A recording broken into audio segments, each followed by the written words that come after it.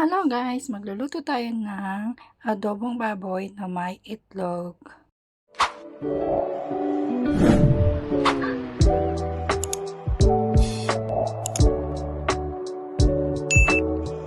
So, ito yung mga sangkap natin sa adobong baboy natin na may itlog guys. So, ayan, may dalawang itlog. So, in-steam ko na yan guys.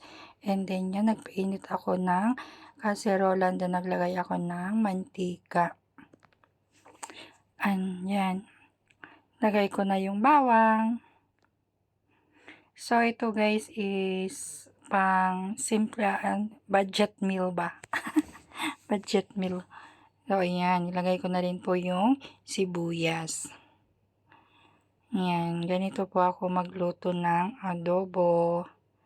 So, simple lang guys. So, yan. Ilagay ko na rin po ang ating pork belly. So, kakaunti guys. Kasi nga sabi ko nga, budget meal lang yan.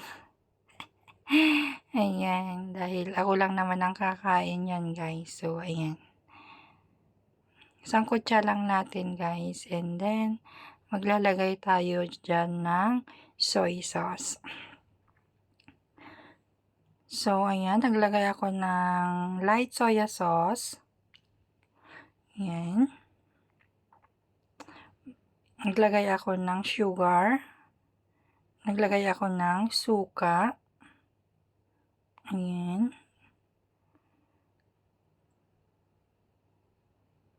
Naglagay ako ng oyster sauce.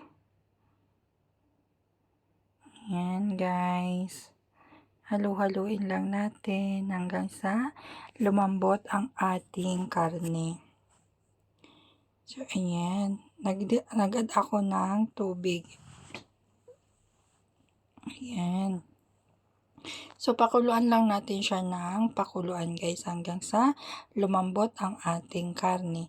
So, ayan. When okay na po yung karne natin, nilagay ko na rin po ang ating itlog. Hindi ko na pala pinakita sa inyo kung yung paghango ko ng itlog sa steamer. So, ayan. Patuyuin lang natin siya ng konti. So, ito yun guys. Sweet adobo. Ayan. Halu-haluin lang natin. Ayan. Hanggang sa maging, ang tawag dito, magmantika siya guys. Ayan.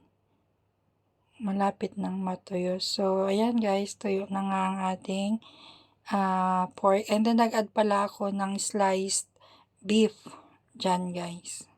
So, ayan. May sliced beef po tayo. So, ayan, pakulaan. Dinagdagan ko siya ng konting tubig para maluto yung beef natin. So, ito na nga guys, ready na po ang ating lunch. Ayan, di ba?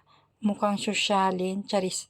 Ayan, adobong pork belly with itlog and sliced beef na may kasamang bok choy. Ayan. Ready for the lunch. Maraming salamat. God bless. Ayan, ready for serve na guys. Salamat sa inyong panonood sa simpleng video. God bless.